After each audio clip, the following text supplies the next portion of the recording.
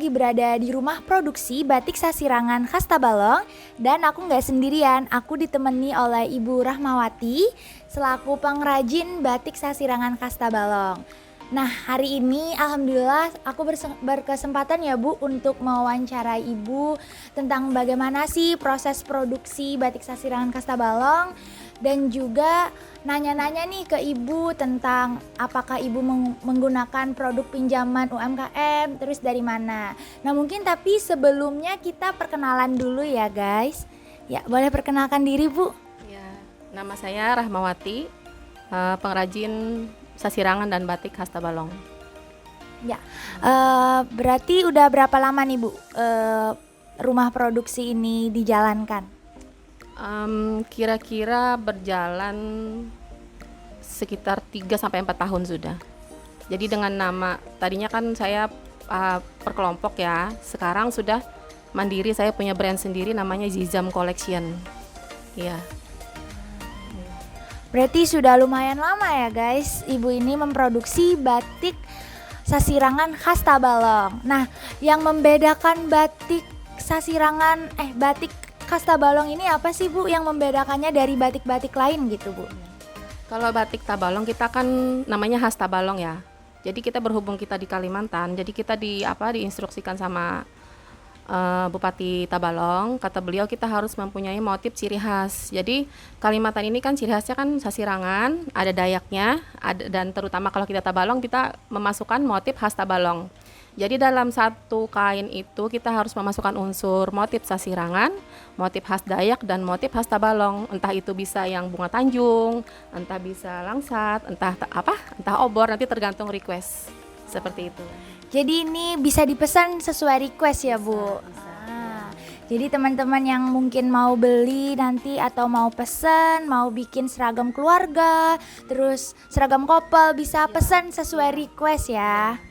Oke. Nah, selanjutnya nih Bu, apa sih jenis pinjaman yang Ibu pakai selaku UMKM Bu? Bisa dikasih tahu Bu? Ya. Saya barusan dikasih pinjam sama Pegadaian ya, dalam bentuk kur kata mereka. Kur tanpa jaminan. Iya.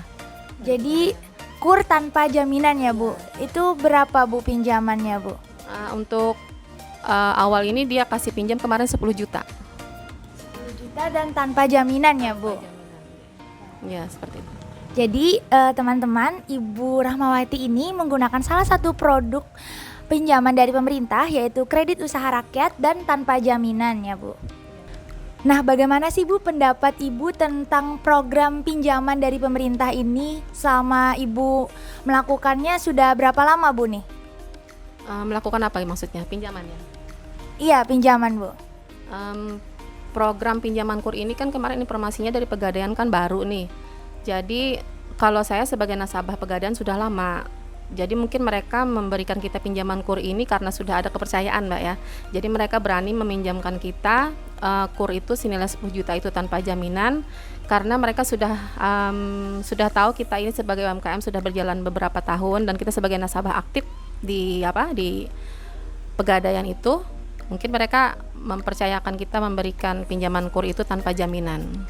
Dan syarat-syaratnya pun standar ya, kita harus punya perizinan UMKM, NIB dan segala macam itu.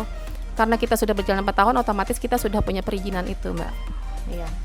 Jadi bagaimana Bu pendapat Ibu tentang program pemerintah ini? Apakah memberikan kenyamanan atau gimana gitu Bu pendapatnya selama menggunakan kur ini Bu? Selama saya menggunakan kur dan menerima secara langsung ya, saya merasa sangat terbantu Mbak, terutama kami ibu-ibu rumah tangga yang tadinya kan tidak punya modal dari mana gitu kan. Kalau mengharapkan modal dari suami mungkin tidak terlalu menutupi biaya produksi. Dan alhamdulillah karena kita sudah 4 tahun berjalan kan, orang-orang terutama dinas-dinas sudah tahu lah produk kita. Jadi mereka kadang-kadang mau pesan itu kan nggak yang 10 piece atau 20 piece, bisa banyak kan. Nah, di situ kita terkendalanya untuk biaya produksi dan untuk permodalan. Jadi dengan adanya pinjaman kur ini, kami ulun selaku UMKM merasa sangat terbantu Mbak. Apalagi dengan proses yang sangat mudah dan tanpa jaminan itu tadi. Ya. Nah itu dia tadi guys testimoni dari Ibu Rahmawati selaku pelaku UMKM ketika beliau ini menggunakan pinjaman dari kredit usaha rakyat dari Pegadaian ya Bu. Dan ternyata sangat membantu apalagi untuk ibu rumah tangga yang tadi terkendala modal ya Bu. Ya, terus harapan Ibu ke depannya dari pemerintah untuk UMKM di Indonesia itu gimana Bu? Ya, ini sudah termasuk mungkin harapan kami ya. Kami dipinjami tanpa jaminan itu tadi. Mungkin ya dengan dengan amanah dari kami, kepercayaan mereka itu kami harus amanah gitu kan sih maksudnya kan. Jadi harapan kedepannya lagi sih mungkin setelah pinjaman 10 juta ini mungkin akan ada peningkatan pinjaman lagi seperti itu Mbak. Dan kami pun akan menjaga amanah dari orang yang meminjami kami tanpa jaminan tadi. Iya. Nah kemudian harapan Ibu untuk produk-produk UMKM khususnya kan Ibu memproduksi batik Sasirangan dan khas Tabalong nih Bu. Nah itu harapan Ibu ke depannya produk UMKM ini bagaimana Bu? Harapan saya ke depannya ini kan produk batik Sasirangan Tabalong ini tidak semua lapisan masyarakat menggunakan. Jadi harapan saya agar bisa semua lapisan masyarakat menggunakan, kami bisa memakai harga yang bisa dijangkau masyarakat itu tadi. Jadi harapannya itu salah satunya bahan bakunya mungkin kita bisa menjangkaunya ini akan lebih murah. Nah untuk batik ini kan sementara kita pembeliannya ke luar daerah ini, ke daerah Jawa Mbak. Nah mungkin itu kendalanya kita harga masih tinggi kita dibanding dengan mereka yang di Jawa. Nah untuk batik Tabalong ini harapan kami terutama untuk pemerintah kan biasanya instansi pemerintah kan menggunakan batik ini untuk seragam mereka bekerja. Jadi harapan kami sih pemerintah ini membuat kebijakan untuk setiap dinas-dinas atau kantor atau sekolahan gitu ya untuk supaya membeli produk-produk kami terutama batik dan Sasirangan ini memberdayakan UMKM atau pengrajin sekitar Tabalong aja. Nah, kalau nanti suatu saat ketahuan mungkin gitu ya, mereka beli ke luar daerah kan banyak nih di luar daerah Sasirangan dan batik ini banyak ini dan harga pun mungkin mereka akan lebih murah. Nah, di situ mungkin kendala kami karena kompetitor kami yang di luar itu mereka menaruh harga lebih murah seperti itu. Jadi kalau ada kebijakan dari pemerintah diharuskan nih mereka membeli produk-produk kami pengrajin sekitar Tabalong, itu akan sangat membantu kami Mbak kalau ada kebijakan seperti itu. Oke, terima kasih. Nah tadi itu ya Bu jadinya harapan untuk pemerintah khususnya pemerintah daerah ya Bu untuk lebih mendukung UMKM di daerah ya Bu. Kayak contohnya tadi misalnya pembelian seragam kantor atau seragam sekolah itu membelinya itu dari produk UMKM khususnya di daerah Tabalong ya Bu. Di Tabalong aja, iya seperti itu.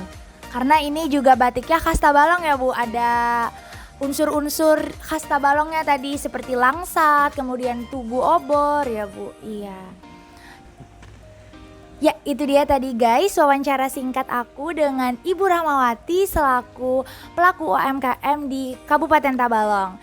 Semoga harapan Ibu Rahmawati tadi bisa terwujud ya Bu, dan semoga pemerintah juga semakin lebih baik untuk mendukung produk-produk UMKM ke depannya.